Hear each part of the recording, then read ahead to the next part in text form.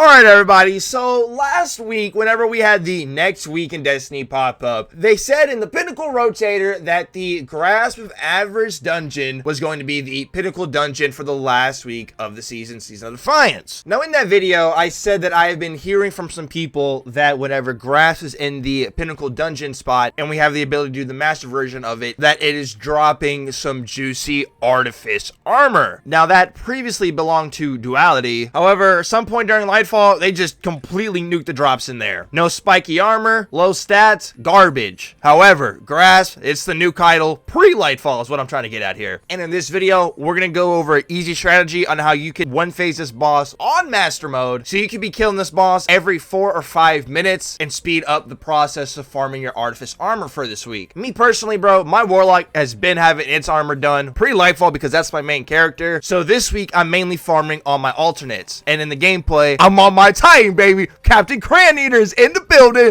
Captain Bonk and Captain Crash. Our fire team composition is literally one of every class. One Warlock, one Hunter, and one Titan. For your fire team comp, the only thing I truly recommend, obviously a Warlock for a Well of Radiance, and then some form of way of applying a debuff. Now, what we did was very simple. We just put the Hunter on tether duty with weaken grenades and weaken smokes to keep the boss debuff throughout the entire damage phase. And then I ran solar throughout the actual collecting of the Burden of Riches phases and help with the actual barrier champions to make our teammates radiant. But whenever we started dropping the burdens, that's when I would hot swap to Arc. And of course, the unique thing about this dungeon is that whenever you get 10 burdens, you completely get all of your abilities back. It's like a free rally, except you don't get any ammo. So it meant, even though I changed my subclass right before going into damage, I would have all my abilities, including my super. Obviously, you have Curacon to help with that Giga Crash, at least at the start of the damage phase. And then you go into cooking with your weapons. Now, for the weapons that we are going to be using, we're going to be simple, bro. We have Overcharged Rocket Launcher as a modifier for this dungeon on Master Mode this week. So we're going to use rockets for damage. Obviously, have somebody on a Galahorn, and then 2 people on Legendary Rocket Launchers. I'll let you know right now. Me and a buddy, we have Hotheads. He's on a Starfire Warlock for the last week that it's meta, rocking a Demolitionist Explosive Light roll, and then I'm just using the good old tried and true Field Prep Clown cartridge, baby. It also has impact casing and reload masterwork, perfectly tailor-made for this situation. Now, whatever element your rocket launcher is, I recommend just putting on the 3 surges to give it the extra 22% bonus damage. Obviously, since I'm using a hothead, mine's arc, so it's a little bit trickier having to fit 9 energy worth of surges on my boots, but we do it anyways for the extra damage, baby. And I also want to mention as well, because we have no Gathering Storm or no form of Volt Shot, I had totally hot swap to the Iterative Loop Volt Shot Fusion Rifle to apply Volt Shot to the boss as soon as the damage phase starts right before a T-Crash. And because it's an Arc Fusion Rifle, it's gonna get the benefits of those 3 Arc Surges as well. It's nothing crazy, but it's just more extra damage I'm doing while doing everything else that I'm doing. If you don't have a tether or you have a hunter in your fire team that doesn't want to use a tether, that is totally okay, bro. Go ahead, plop on the good old tractor cannon, and then the person who has the tractor cannon, they should go ahead and put on a one-off super, something like a Blade Barrage, Gathering Storm, Thunder Crash, or even the Needle Storm from the Strand Warlock. Something like that, like a big burst of damage that you can just shoot off at any point during the damage phase, at the beginning, at the end. 2 heavy-hitting one-off supers hitting the boss with a 30% debuff is going to do a good chunk of that boss's health bar. Also, tractor guy, bro, you can go ahead and put on some fusion rifles or double slugs, my boy. Remember, the goal here is to kill this boss in one phase every time so that we can get as many drops of Artifice armor as we can. Luckily, the modifiers this week are in our favor. Like I said earlier, Overcharged Rocket Launcher is kind of insane, as well as you do have Void and Strand Surge at your disposal. It may take a couple tries getting the one phase down, but once you do, you're going to be beating the ever-living shit out of this boss all week. You're going to be stealing all of his Artifice armor like it's his lunch money, and life is going to be good. That is going to about wrap up the video for the day. Thank you for giving me almost 5 minutes of your time. Whew, that is very, very generous of you, my boy. Thank you. If this helps you out or you did enjoy the video, please consider using the subscribe button as a form of cover. And you guys have a great day. Be safe out there,